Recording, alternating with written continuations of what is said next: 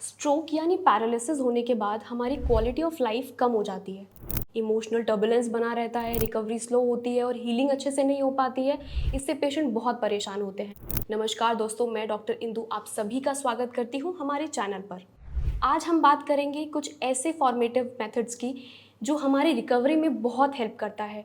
Medicine, physiotherapy ये तो हमारे प्राइमरी पिलर्स है ही, बट उसके साथ साथ स्लीप और हाइड्रेशन भी मेंटेन करना उतना ही इम्पॉर्टेंट है हमारी रिकवरी के लिए। चलिए पहले डिस्कस कर लेते हैं कि हमारे लिए नींद लेना उतना इम्पॉर्टेंट क्यों है और रिकवरी के लिए वो क्या हेल्प कर सकता है। अगर उतना ऑप्टिमम अमाउंट नहीं मिलेगा तो उससे हमको क्या क्या रिस्क फैक्टर्स हो सकते हैं वो डिस्कस कर लेते हैं। स्ट्रोक पेशेंट्स में ऑप्टिमम अमाउंट ऑफ नींद होती है 7 से 8 घंटे।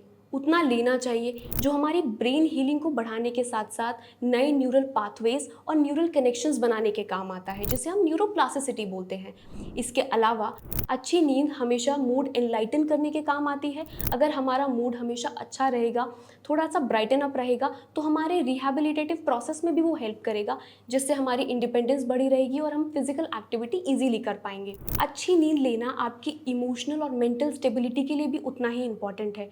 अगर हम कम अमाउंट ऑफ नींद लेते हैं तो वो हमेशा फ्रस्ट्रेशन, एग्रेशन बढ़ाता है, जिससे हम रिकवरी को कम करते हैं और हमारी हीलिंग नहीं हो पाती है। वो पेशेंट्स जो नींद कम लेते हैं उनमें रिस्क होता है डिप्रेशन या एंजाइटी की तरफ पेशेंट जाता है। फिजिकल रिहैब के लिए उतना एंथुजियास्टिक नहीं होता है, उतना एनर्जेटिक नहीं होता है, जिससे रिकवरी स्लो होती है। नींद कम होने की वजह से ब्रेन हीलिंग के लिए टाइम नहीं होता है और ब्रेन हीलिंग उतना अच्छे से और फासन तरीके से नहीं हो पाता है। तो अच्छे से नींद लीजिए। Now we will be discussing about hydration. Hydration यानी तरल पदार्थ का उपयोग कितना ज़रूरी है आपकी रिकवरी के लिए। हाइड्रेशन मेंटेन करना इसलिए ज़रूरी है ताकि ब्रेन में ऑक्सीजन फ्लो अच्छा बना रहे, मूड एनलाइटन रहे और रिहैबिलिटेशन के लिए हमारी बॉडी हमारा साथ दे और हम लोग इजीली उसको कर पाएँ। पहले जान लेते हैं पानी पीना उतना इम्पॉर्टेंट क्यों है। जब भी हम optimum amount of hydration maintain करते हैं अपनी बॉडी में, तब वो खून को बहने की क्षमता को बढ़ाता है। उसके साथ साथ ब्लड क्लॉट जो फॉर्म होने वाले होते हैं उसको कम करता है। पानी अच्छी मात्रा में पीने से ब्लड थिकनेस मेंटेन होती है, जो हमारे आगे स्ट्रोक रिस्क फैक्टर्स को कम करने के काम आता है। नेक्स्ट वुड बी, अब हम सब जानते ही हैं कि हमारा ब्रेन 70% ऑफ वाटर से बना है। अब 70% पानी से बना है। दैट मीन्स कि थोड़ी सी भी अगर डिहाइड्रेशन है तो वो लीड करेगी हमारी हीलिंग प्रोसेस को कम करने के लिए, कन्फ्यूजन क्रिएट करने के लिए और रिकवरी को धीमे करने के लिए। तो हमको अच्छी अमाउंट ऑफ हाइड्रेशन मेंटेन करना इसलिए भी इंपॉर्टेंट है। Next would be our muscle and bone health. Muscles and bones they are purely water permeable. हमको पानी उतने अच्छे से पीना है जिससे हमारी मांसपेशियां अच्छे से काम कर पाएँ। हमारी मांसपेशियों की हेल्थ के लिए ज़रूरी है एक अच्छी अमाउंट ऑफ वाटर, जो उनके फ्लो को, उनके काम को बीच में ना रोके और रिस्ट्रिक्ट ना करे।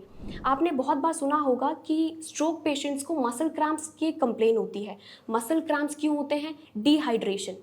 इसलिए कम से कम दिन में 1.5 से 2.5 लीटर पानी आप लोगों को पीना ज़रूरी है। वो पेशेंट जिनमें स्वॉलोइंग यानी निगलने में प्रॉब्लम होती है, उनके लिए थिकन लिक्विड्स एडवाइजेबल होते हैं। ये कोई भी मेडिकल एडवाइस के बाद ही आप लोग शुरू करें।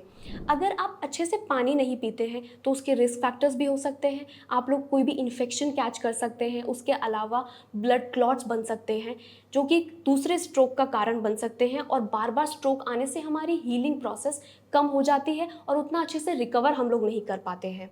उसके अलावा किडनी पर स्ट्रेन पड़ना, कॉन्स्टिपेशन होना रिस्क फैक्टर है हमारे डिहाइड्रेशन की वजह से।